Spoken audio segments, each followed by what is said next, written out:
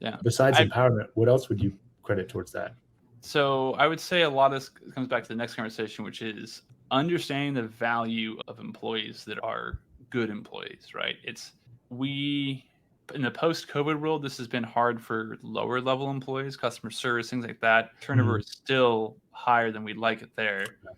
Before COVID, I realized most of our customer service reps were a lot of students, and we still had our average turnover for a customer service rep is 2 to 3 years. They would come back every single year, or they'd come for the summer. They do whatever it is. Our GM has done a great job in vetting people and bringing them on, and not being afraid to pay them something for that. Right?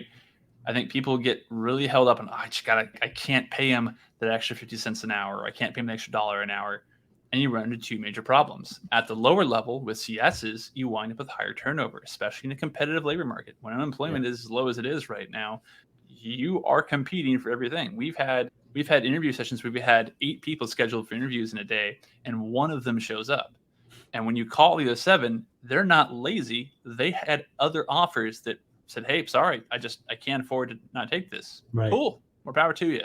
Being willing to respect people's time and their efforts and their value lets you retain people. And better employees will deliver better concepts, better assistance with management. It helps you train and groom and bring up people to do management positions as supervisors. And I think most importantly, reduces the cost of you having to train someone to do this.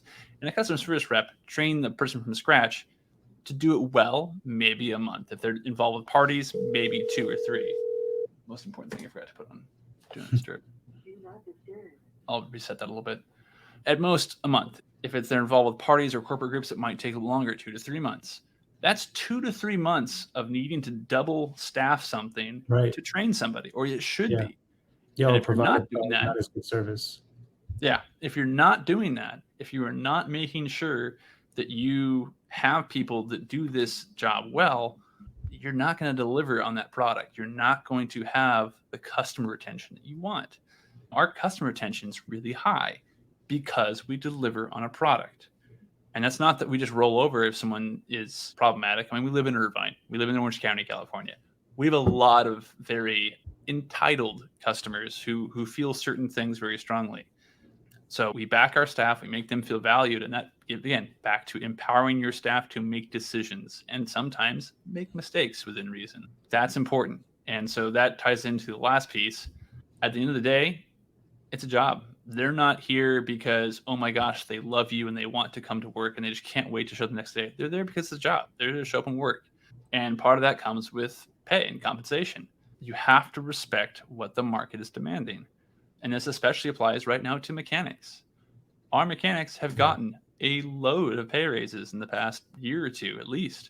And we've always paid our mechanics fairly well and treated them very well. We have massive inroads early on in our industry in safety and everything else. We worked with everyone from our insurance brokers to OSHA to design a bunch of stuff for our center specifically that reduces injuries, keeps people healthy, makes them feel better about working the environment they do. But when it comes to mechanics in the day, they need to feel valued because we're in an industry right now where there's no supply of mechanics. There's no supply of this job, and demand for them is still through the roof. Poaching's occurring every day. I get it. Everyone gets it. No one complains about it anymore because we all do it. You got to be willing to do that and recognize the cost of that decision. We're on a business game. Everyone wants to talk about a free market until it bites them in the butt. And that's what we've run into, right? This is like, what happens when your supply is all the way down here and your demand is all the way up here? This is Econ 101. Your price goes to the roof. Guys, they've earned it. They've gotten to this position. They have the experience. If you're a mechanic with 20, 30 years of experience, that's it. They're all it's left. We have one person who's under the age of, I think, 50 as a mechanic. Really? Yeah. Wow. And he's getting trained. He's figuring it out. But most of our guys, have been with us a long time. We have 3, I think, A mechanics here that are full-time. Nobody has it around us anymore. Everyone has an A mechanic that rotates between 4 different centers. Right. Yeah. They're literally a dying breed. Yeah, it really is. And we've starting to make inroads a tiny bit in pulling younger people in and training them, being willing. But man, I got to tell you, this is where you find out really fast. hey, you can't bring on somebody to intern or apprentice for a mechanic for 18 bucks an hour for a little bit over minimum wage. It's too much work. It's too hard. And so you got to be willing to pay him. And the alternative is, well, I don't want to pay him that much. Then you're not going to have mechanics. Yeah. And then you're going to have lanes down. You're going to have problems. And every Pay for it hour, either way. yeah, every hour that lane is down is costing you money. And if that doesn't add up over a few days until it takes a mechanic to get out there, if that lane being down isn't costing you as much money as it would take to pay somebody, then you need more customers, you need to be busier, and you need to raise your prices probably, because Right. that's the market adaptation, is you need to be busy. You need to be hurting when those lanes are down. And Right. that's just develop your program. Yeah. Yeah, it makes total sense. Like we were saying, that you pay for it one way or another, whether it's through missed business or paying the person, which is really the way to go, because you're Only paying one a of lot. those brings you revenue. Right. Because retention or churn is very expensive. Retraining Yes. people, bringing them on. I think it's a it's hidden not cost that people forget exactly. all the time. That's what I was going to say. Yeah, it's not on the P&L, but it is a huge cost. Yeah, man, why is my labor so high? I feel like we only just be able to hire a few people. Right. Well, It's hidden in there. Yeah. Because you got to, like you said, double staff, or they don't do the job quite as well. So Yeah. it sounds like, as far as your high retention, higher quality people, because they will manage well, you get quality management. And then it seems, and every time I talk to someone who has really good retention, it seems like the management is good. They have good leaders. It really comes down to leadership, because people, the number one reason people leave a job is because of their boss not liking them. So if you have, exactly. So if you have good managers, you have retention. In order to have the good managers, you got to pay them and empower them. Yep. Yeah. Yep. And you got to be willing to, and it's what may feel like I could never afford to pay this person that much money 1 second can change, right? Like we went from looking for an assistant GM or an assistant manager for a little bit, and we had an idea in mind what we wanted this position to look like, what we wanted to pay. It just didn't make sense. It didn't pan out. Couldn't find anybody. If you can't find something that fits your expectations, you got to change your expectations, because if those don't line up with reality, you're not going anywhere. Yeah. So just be willing to adapt, whether it's in your market, whether it's in your demographic, whether it's what you're selling or who you're paying. If you can't adapt, you will die. It's just the rules of business. Absolutely. Yeah. 101. And it almost sounds like there's two markets, right? You got your employee market and your customer market, and you're just basically, every business is the middleman between the two. Yeah, it's you're juggling plates between them, trying to keep them both stable, and it's tough. It's the work. That's the job of your upper management and your managing partners. Your job is to make sure that all that stays stable, and that occasionally you're going to have to deal with HR issues. You're going to have to deal with people. These are all people. They're all broken people. They're all going to say and do stupid things sometimes.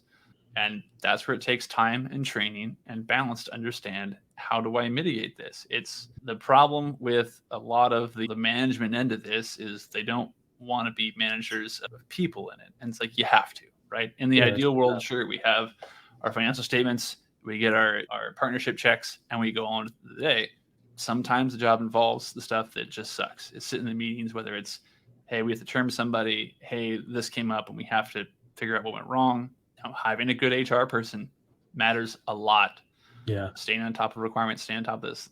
It is a full-time job to stay on top of the requirements and trainings and everything else that we have, especially in California here. Yeah. But we have a cleaner, better center for it. And it shows in our workers' comp fees. It shows in our insurance rates. It shows in everything we do. Again, technology, right? So insurance rates. We used to have a very high liability insurance bill every year. When we put in more and more advanced security systems that could monitor and see when someone slips and falls in the lane, hey, here's the over the lane camera that shows exactly how far over the foul line they went. The answer is about 3 feet.